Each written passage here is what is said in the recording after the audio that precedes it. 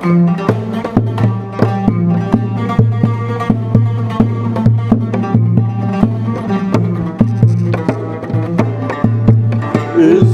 ما تحزنش يا صانع المعروف غير أهله ما تحزنش. اصبر ما تحزنش يا صانع المعروف غير أهله ما تحزنش. وقول لعينك تخبي الدمع ما يبانش. وقول لعينك تخبي الدمع ما يبانش. لو هنجيلك مقامك عالي ما تهنشي. لو هنجيلك مقامك عالي ما تهنشي.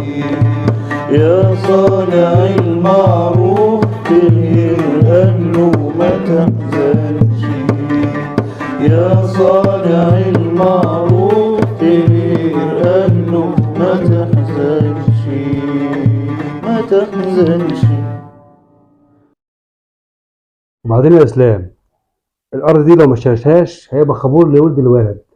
الارض دي فلوس ارضنا. طب وناقص قد ايه على ثمنها؟ والله اللي مجنني ان هم مبلغ حوالي 5 6000 جنيه، وده اللي مجنني، يعني 5 6000 جنيه ناقصين من ثمنها الاصلي. طب ما تشوف حد من حبايبك يسلفك. استلف؟ والله يا اسلام السلف ده انا حاسس انه حرام. لا يا عم، ولا حرام ولا حاجه يا حاج محمود. ده الدين بتاعنا بيقول اذا تداينتم بدين فاكتبوه، وانت مسلف ناس كتير. والله الموضوع محيرني. يعني انت هل تصدق والكلام منطقي ان انا مثلا استلف منك 1000 جنيه، وال1000 جنيه دول مثلا يجيبوا جرام ذهب وتقعدهم عندك 3 سنين، اجي اخد منك 1000 جنيه ادولك هو بحيث ان هو حتى لما اجي اشتري ذهب مش هجيب نص جرام، ودي يعتبر خساره. بس اقول ايه، اكيد ربنا سبحانه وتعالى له حكمه في كده. بص يا حاج محمود، انت راجل حبايبك كتير وانت اللي سلفتهم كتير برضه. ما تروح وتشوف ايه الدنيا ولم فلوسك من بره. طلب الناس؟ انا مكسوف طلب الناس يا حاج اسلام. مكسوف؟ مكسوف ايه؟ ومش متعود ايه؟ هل بطلوا ده واسمعوا ده؟ بص يا حاج محمود، في مثل سمعته وعجبني قوي. مثلا ايه في الحاجات دي؟ بيقول لك ما تنكسفش تكسف اللي كسفك، اه. علشان ما انكسفش يكسفك اه. وكسفه. لا، فالخشة في الرجال يجيب الفقر يا حاج محمود. ده المثل ده عاوز كتالوج يتفهم. بقول لك يا حاج محمود، سيبك من الكلام ده كله وطلع تليفونك ورن عليهم واحد واحد. والله انا مش متعود على كده.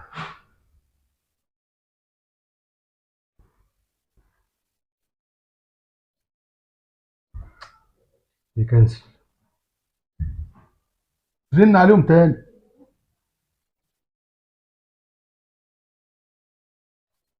يكنسل. يكنسل. يكنسل. الله الله.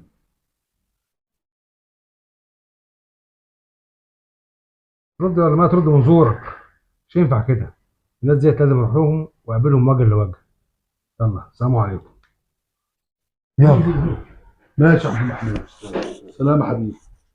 اتفضل يا حاج محمود، اتفضل. الف مرحبا. بقول لك ايه يا حاج وائل، امورنا حبيبي. كنت عاوز 500 ريال انا كنت بديهم لك في السعوديه ايام ما كنا بنعمل عمره انا وانت. معناه يا حبيبي موجودين اهم. 500 جنيه موجودين. انت بتقول كام؟ 500 جنيه. يا عم انا بقول لك انا مديك 500 ريال. ريال؟ انا هجيب لك ريال منين دلوقتي؟ احنا في مصر يا ابني ولا في السعوديه؟ في مصر. طيب يبقى نتعامل بالعمله المصريه. العمله المصريه ازاي؟ انا مديك جنيهات ولا ريالات؟ ريالات. حلو قوي. هات بقى ريالات انا كنت مديها لك في السعوديه. ريالات؟ هجيب لك ريالات منين دلوقتي؟ افترضنا ان انا صرفت لك فيهم وجبتهم لك، ده اسمه تهريب عمله وتودينا كلها في 60 ده. اسمه تهريب عمله يا عم محمود، تهريب عمله. يا عم تهريب عمر ايه؟ وانت مالك ايه؟ اديني 500 ريال وانا عاوز اروح في 60 داهيه، احنا فين الحدود؟ انت مالك يا عم؟ الحاج محمود اللي عايز تعمله ده بيأثر بسبب الحاله الاقتصاديه للبلاد بما يؤدي الى انخفاض سعر الجنيه المصري في السوق السوداء والسوق العالميه والسوق الاثنين، وبالتالي يؤدي الى تضخم السلع الغذائيه والاقتصاديه والعالميه. انا الازرق، انا الازرق على سوق الاثنين وتضخم السلع الغذائيه والاقتصاد العالمي. امال ما انت فاكر يا عم محمود؟ ما تعرفش انت وامثالك بتاثر على سعر العلف البادي والتبن السويسي والحاجات دي كلها في البلد؟ ما انت فاكر ايه؟ بادئ يا عم كنت انت 500 ريال دول انا كنت شاريهم قبل ما اسافر بسعر 6 جنيه. حلو. 6 جنيه في 500 ب 3000 جنيه. اديك انا بقى 3000 جنيه، يقوم انت عاوز تديني 500 جنيه؟ بقى انت حاجه بيت الله انت. ده انت غلبت اللي شغالين بالربا ولا اعوذ بالله. عايز تديني 500 وتاخد 3000 ازاي يا جدع؟ ده ايه؟ ضلالي. يا عم فهمني بس، انا هقول لك وافهمك الموضوع. فهمني ايه؟ ده انا هشكيك في بنك الدم الدولي وربط تجار الجمله وربط تجار الخاص، وعندي واحد صاحبي كبير ورئيس اعمده الخاص في المنطقه الحاج عادل بيه شاذلي معروف، هيوديك 60 داهيه.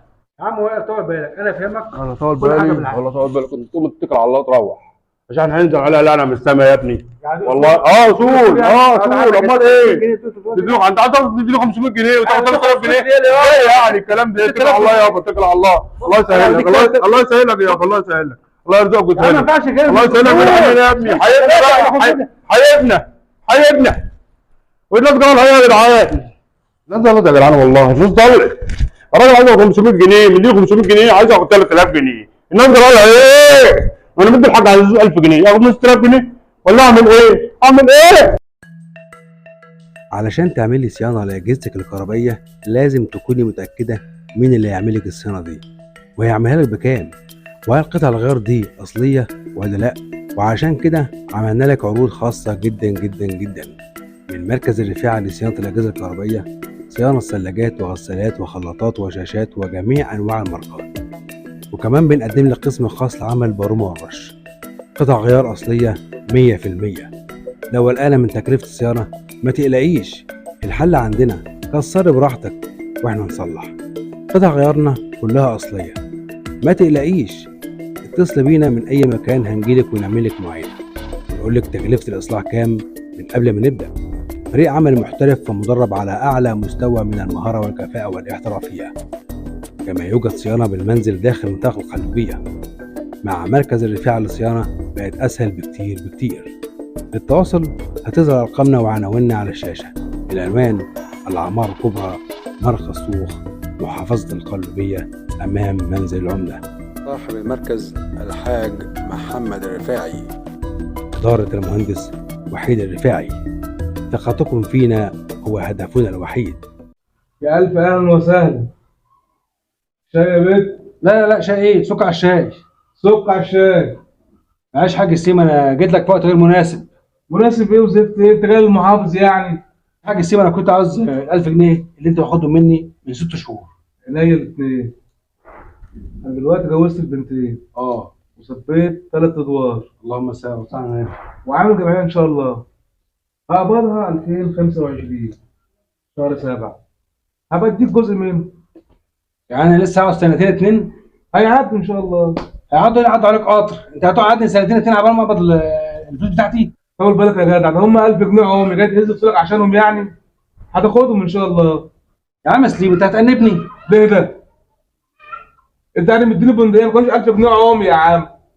حاضر يا عم عمر ولا مفتحين، انا محتاجهم. يا عم بعد بقى كمان 10 ايام خد لك 500 جنيه وخلاص. ما تزهقناش بقى. انت بتفزع فيا وهي دي اخرتها. هو انت كنت جاي كاشش وعامل زي الكلب الاجرب اللي خارج من المحمل، دلوقتي بتفزع فيا؟ لا يكلف الله نفسا الا وسعها يا اخي. هخلقهم لك يعني؟ ده انا مسلف الحاج عزوز 1000 جنيه، ما عملتش معاك كده خالص. يا عم عاوز ايه وزفت ايه؟ يا راجل انت عرفتني في عيشتي. مفيش سلام عليكم. ومفيش عليكم السلام. السلام عليكم يا حاج فنجاري. اتفضل. اهلا يا باشا. اتفضل يا باشا. اتفضل. تشرب ايه؟ معلش مش هشرب حاجه والنبي، انا كنت جاي افكرك عليا الطلاق، لا تاكل حاجه معايا سوا، ناكل الغدا مع بعض سوا. يا عم ناكل هات يا ايه؟ بنت الغدا. يا عم غدا ايه؟ انا عاوز بس المبلغ بتاع الله يخليك. يا جدع والله ما ينفع، عيب عليك، ده انت اخويا وصاحبي وشقيقي. هات يا بنت الغدا. طب استنوا شويه يابا، ما ابعت اجيب التم من بنها واعمل لكم طبق بيض. قلت لي يا بنتي انت هتجننيني؟ ده اخويا وحبيبي وكفاءه، يعني ده اخويا وشقيقي، يعني عيب يعني هتجرسينا؟ هات يا بنت الطبق باللي فيه كله. هات يا بنتي هات يا بنتي. كل يا جدع عليا الطلاق، ناكل لقمه سوا. كل معايا، كل. ده اللبن الخضر ده بيقوي الذاكره، والعيش المعفن ده بيطول الشعر. طب الحمد لله اللي بيقوي الذاكره. انت عارف يا ابو حنف، مراتي كانت لسه خارجه من عمليات اول امبارح وعامله عمليه ولا انت بتسال. ربنا يشفيها يا حاج فنجاري. وعارف وابني جاب 5 ملاحق على بعض، لوكشه واحده. 5 لوكشه واحده. مسكته كسرته وهو مرمي في الجبس اهو جوه. عليا الطلاق، ما الاقي علاج اجيب له علاج، فلوس اجيب له علاج. ربنا يشفي الجميع يا حاج فنجاري. السلام عليكم يا اخ فنجاري. ازيك يا عربي؟ خير. حكيم انا لما بشوفك قلبي بينقبض كده اهو، زي ما اكون داخل على لجنه ومعايا مخدرات. ما تقلقش يا حاج فنجاري، هنشوف لك الحساب كام. خلت يابا. اه يا بنتي كده. يلا. فنجاري اهو 55 جنيه بس. والله اما انت كريم يا رب. الله، ده نسيت المحفظه في الغيط، في الجلابيه في الغيط. يا سنه سوده. طب معلش بقى يا عربي، تعالى بكره بقى باذن الله تاخد حاجتك. وانت حظك كده، وانا اعمل لك ايه؟ يا عم انا لا بعدي ولا بهدي. هتجيب الفلوس ولا مش هتجيبها؟ لو مش هتجيبها قوم اتكل على الله وهدفهم لك على الشهر الجاي وتدفعهم بفوائده. معلش يا ابو حنف، اديله 100 جنيه والنبي بس، معلش عشان ما اجيب بقول لك 55 جنيه بس. لا هادي يا جدع، لازم نحدث بعد الاكله الحلوه دي. هتقول لي يا بنت هات 3 كيلو سكر وربع كيلو شاي كده وروق الدنيا علينا. يلا خد ودي يا عم، تعالى بالباقي. يلا خد يا بنت، خد يا بنت، يا بنت خد. انا الازرق 3 كيلو سكر وربع شاي. ليه؟ احنا قاعدين في عزا؟ انتوا عالم غلط. الله. طب والغدا يا حاج؟ اما اجيبه من بنها. بتجري ورايا ليه يا راجل؟ انت عايز ايه؟ هات يا بنت ال 100 جنيه ما افكها لك. حد قالك ان انا عايزه افكها؟ انت يا بنتي مش ابوك قال لك هات شاي وسكر بقى هات ليا؟ عليك نور جدع يا عم ناجم. هجيب 3 كيلو سكر ب 60 جنيه وباكو شاي ب 20 والباقي هديهولك. يا بنت ارحميني، ما فيش كده، مش هفيد حاجه من الفلوس. مسا قول يا مسا وارجع من ورايا بدل ما اصوت والم عليك الناس واقول بقى انت دنيا انت، اما الاخره شكلها ايه؟ انت هتجيبي لي نصيبه؟ استغفر الله العظيم يا رب. صاحبي تآمن لليل ولو كان بشوش، لليل ولو كان بشوش. السلام عليكم.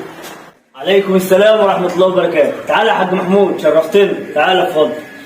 تعالى يا حاج محمود، شرفتنا ونورتنا. الدنيا نورت النهارده، زودتني. اتفضل يا حاج. دقيقة واحدة اجيب لك الشاي.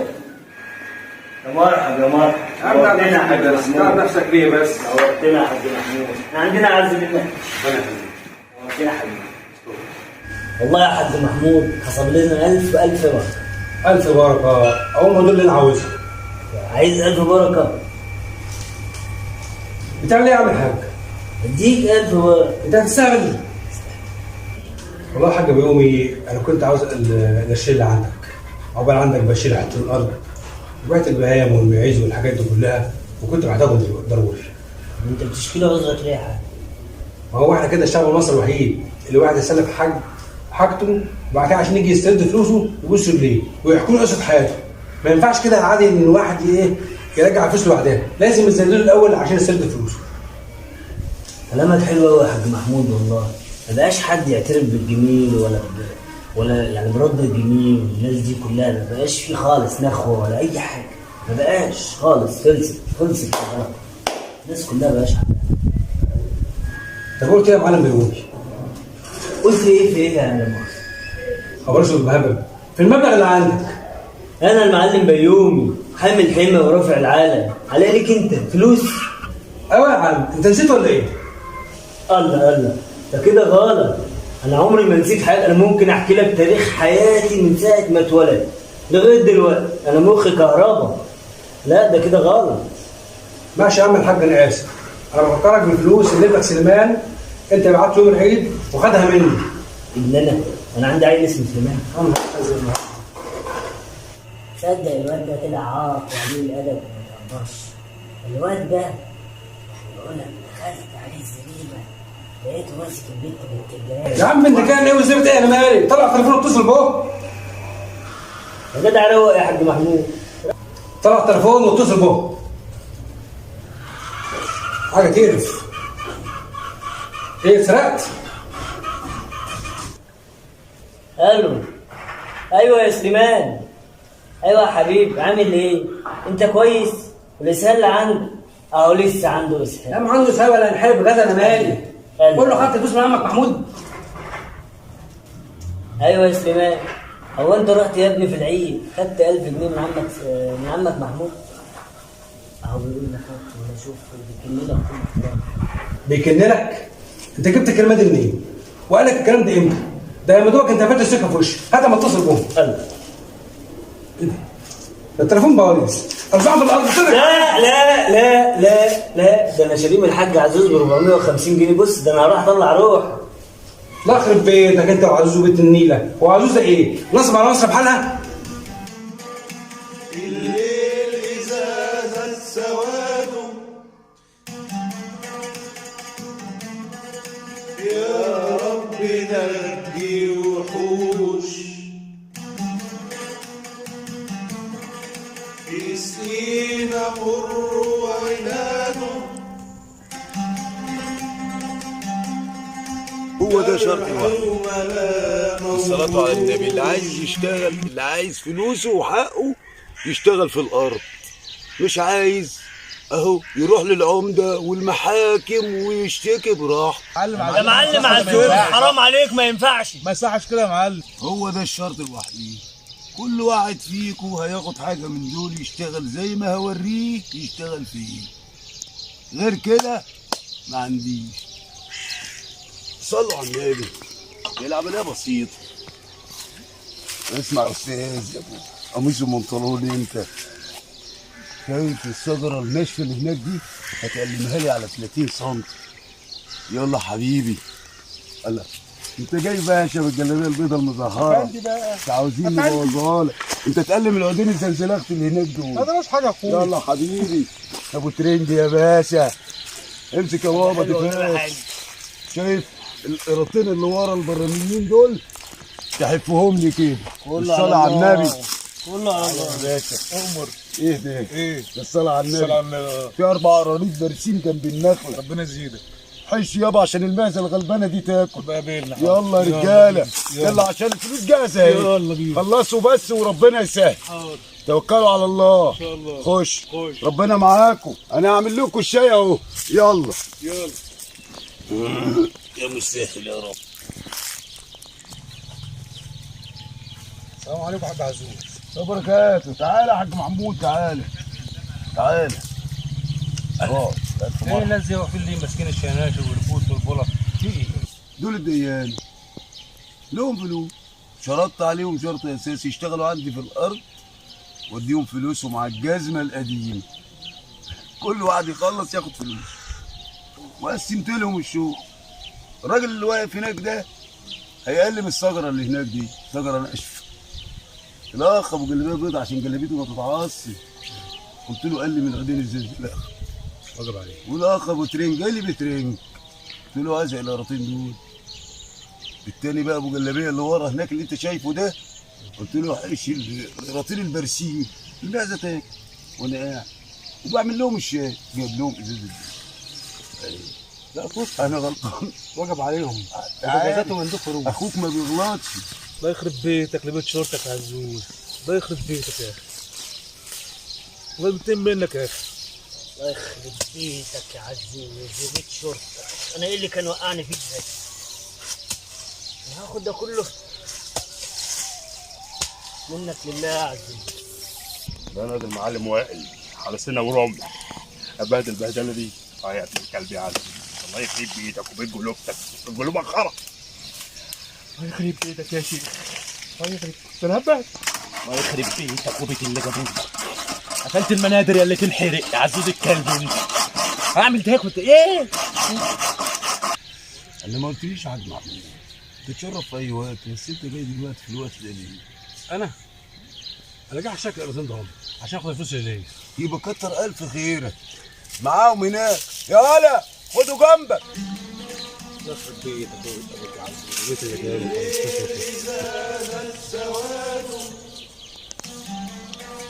بيتك وبيت اهلك. يا رب نجي وحوش في سنين مر وعناده جرح الملايا موجودوش. اوعاك يا صاحبي تآمن لليل ولو كان خد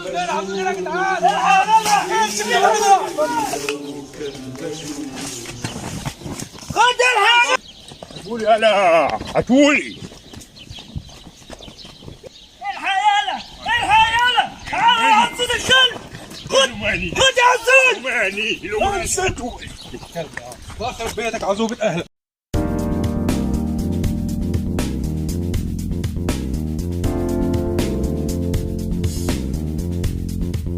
الوحيد لتجارة اللحوم البلدي الطازجة واللحوم المصنعة.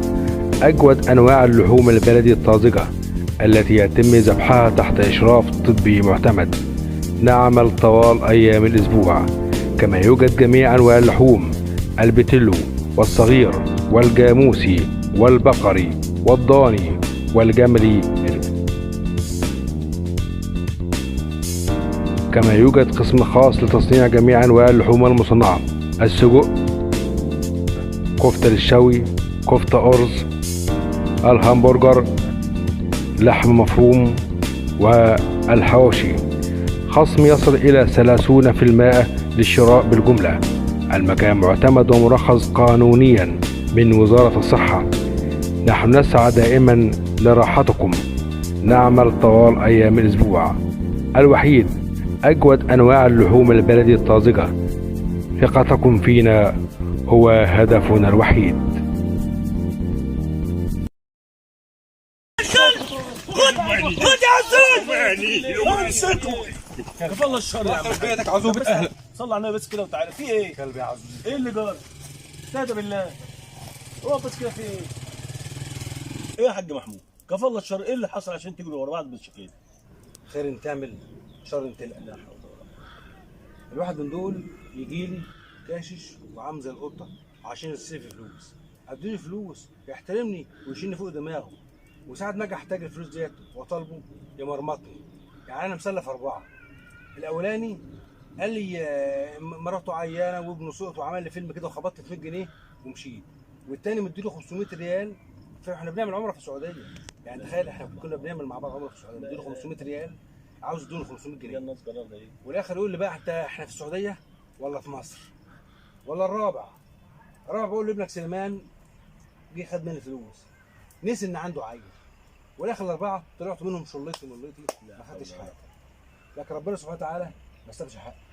جيت اطلب يا معلم عزوز لقيتهم كلهم مربوطين عنده بربط المعلم ومشغلهم ومرمطهم، والاخر ضحك عليهم وجري زي ما انت شايف كده. واللوزات مغطى اديك علينا كمان وقوم تجري وراه. معلش يا حاج محمود، الطيبات لله وما تندمش على خير انت عملته مع حد. انا عن نفسي بدور عليك طول النهار عشان انت ليك فلوس عندي بقالها 3 اشهر، ليك 5000 جنيه عندي بدور عليك عشان تاخدهم. 5000 جنيه؟ ايوه. لا حول ولا قوه الا بالله. انا كنت ناسيهم خالص. لا يا عم سبحان الله العظيم.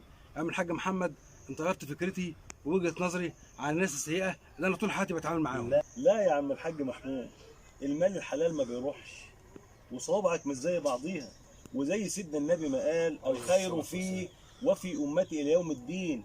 انت راجل اديتني مالك طيب حلال، فكيت بيه زنقتي وفكيت بيه ضيقتي، وربنا يجعله لك ذخرا في الاخره. الحاج محمد ربنا يخليك، يعني انت كنت فعلا غايب عن دماغك خالص، لكن سبحان الله الحاجه تبقى قدام الواحد وما ياخدش باله منها. لا يا عم الحاج دي فلوسك وانا بشكرك، وربنا يجعلهم دايما مفكه معاك في الخير، وربنا يزيدك، واعرف انك عمرك ما تندم على خير عملته مع حد. المال الحلال ما بيروحش، وسيدنا النبي بكررها لك تاني وبقول لك قال ان الخير فيه وفي امتي اليوم الدين.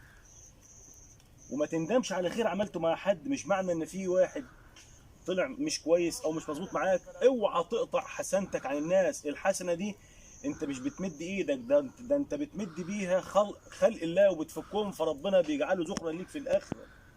والله يا عم الحاج وغير وجهة نظري مع الناس، وعشان كده لازم ابقى واحضنك يا راجل يا محترم. يلا بينا.